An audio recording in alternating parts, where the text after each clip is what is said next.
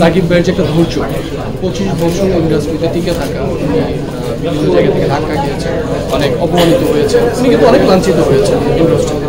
তো সেখান থেকে সে জোরে পড়েনি, হ্যাঁ সে জোরে পড়েনি, সে ধৈর্যের জায়গায় স্ট্রং ছিল। আজকে সে তাই মেগাস্টার। সো আমি তার ধৈর্যটাকে অনেক বেশি ভালোবাসি এবং তাকে অনেক লাইক করি এই জন্যই যে সে অনেক ধৈর্যশীল। আমি সবসময় একটা কথা বলি যে ধৈর্যশীলকে আল্লাহও ভালোবাসেন।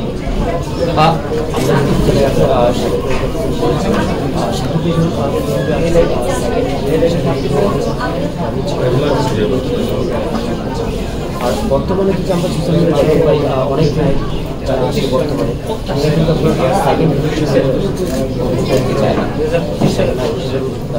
অভিনয় করতে চায় না,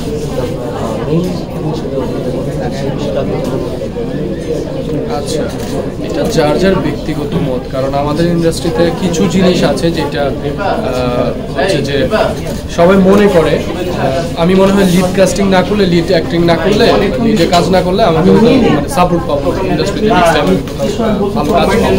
এটা আসলে ভুল। একজন অভিনেতার শুরুটাই অনেক ধামাকা হবে না আমাদের, বিশেষ করে বাংলাদেশে। যদি তাহলে আমি বলতাম বাংলাদেশের শুরুতেই ধামাকা কিছু দেওয়ার মতো পরিস্থিতি এখন নেই। তারপরেও যারা হচ্ছে সেকেন্ড হিরো হিসেবে কাজ করতে চায় না, তার পেছনে হয়তো অনেক রিজন আছে, আমি হয়তো বলে শেষ করতে পারবো না। বাট আমি অনেক ছোট থেকে শুরু করেছি, আর সোলো হিরো হিসাবে আমার এই ফিল্ডটা। আমি এর আগে আরেকটা কাজ করছি, সেখানে সাইমন ভাইও আছে হিরো, জলরম।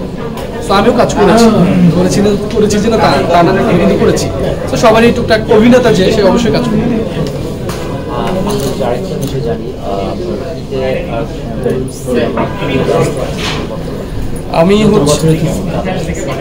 আমি হচ্ছে যেটা শুরু করব সেটা হচ্ছে যে মৃত্যু 19, যেটা লাস্ট টাইম হয়েছে হচ্ছে আমি শুরু করবো রোজা ঈদের পর। সে হচ্ছে সিক না, সরি, তার হচ্ছে শুটিং আছে, সিক ছিল, এখন হচ্ছে শুটিং আছে। তো তার যে স্বাস্থ্যটা সেটা একটু ওজনটা বাড়াতে হবে, যে ওজনটা আছে সেটা দিয়ে হবে না আমার ওই মুভিটার জন্য, বিষয়ের জন্য। সো মুক্তিটা শেষ করে তারপর হচ্ছে ওই ওজন বাড়াতে, তাই আমাদের একটু লেট হচ্ছে। হয়তো সেটা কোরবানিদের পরে হতে পারে, রোজা ঈদের পরে হতে পারে। এছাড়া আরেকটা ওয়েব ফিল্ম নিয়ে কথা চলছে আমার, ওবিসি টিভিসি আপনাকে কথা বলেছেন যে কথা চলছে, অনেকেই বলে যে কথা চলছে একটা মুভি করার পর একটা সিনেমা, দুইটা সিনেমা করার পরে তারপর কিন্তু খুঁজেই পাওয়া যায়, চলচ্চিত্র খুঁজেই পাওয়া যায়, সেটা কেন হারায় যাচ্ছে? কারণ এটার পেছনে অনেক কারণ আছে। এখন আমি হয়তো একটা ছবিতে ভালো কাজ দেখাতে পারি, হয়তো মধ্যগুলোতে আমি তেমন দেখাতে পারি, কারণ আমার ফার্স্ট মুভি ছিল এটা। আমি ওইভাবে অ্যাক্টিংটা প্রেজেন্ট করতে পারিনি, নিজেকে ব্লাস্ট করতে পারি, রাইট? হয়তো আমি সেকেন্ড আরেকটা সুযোগ পেলাম, সেখানেও করতে পারলাম না, কিছুটা করেছি। থার্ড একটা মুভি পেলাম, সেখানেও নিজেকে ব্লাস্ট করতে পারলাম, তাহলে আমি তো হারাবো। আমার একটা ছাড় দেওয়া যায়, দুইটা ছাড় দেওয়া যায়, তিনটা ছাড় দেওয়া যায়, চারটার সময় তো ছাড় দেওয়া যাবে না। যদি আমার ভিতরে সেই অ্যাক্টিং কোয়ালিটিটা না থাকে, আমার ভিতরে যদি কোনো কিছু নাই থাকে, কেন আমাকে ইন্ডাস্ট্রিতে রাখবে? কেন রাখবে? আমাকে কেন বারবার সিলেক্ট করবে? হয়তো আমাকে জায়গাটা হয়তো করে নিতে হবে।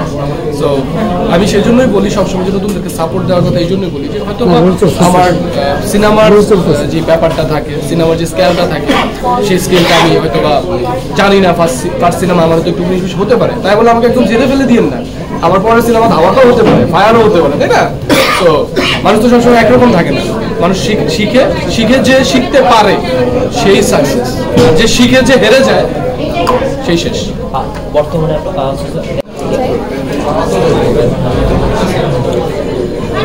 মাইক দেন, কেমন আছে?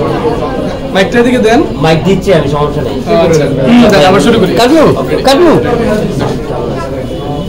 আলহামদুলিল্লাহ খুবই ভালো আছি। আপনি কেমন আছেন?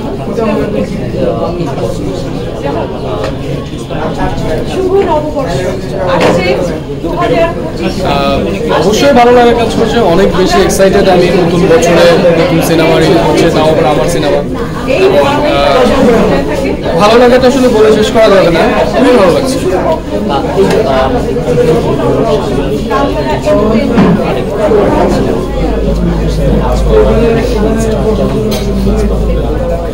খুবই ভালো, কারণ যথেষ্ট কোঅপারেট ছিল এবং আর হচ্ছে অনেক ভালো অভিনেত্রী তিনি, অনেক ফ্লেক্সিবল ছিল, অনেক কিছু। আমি নতুন হিসেবে ওনার কাছে অনেক নতুন আমি, কারণ অনেকদিন যাবত ইন্ডাস্ট্রিতে কাজ করছি, আমাকে ভালো বুঝিয়েছে, শিখিয়েছে। তো এক কথা বলতে গেলে অসাধারণ। আমরা কিছুদিন আগে দেখেছি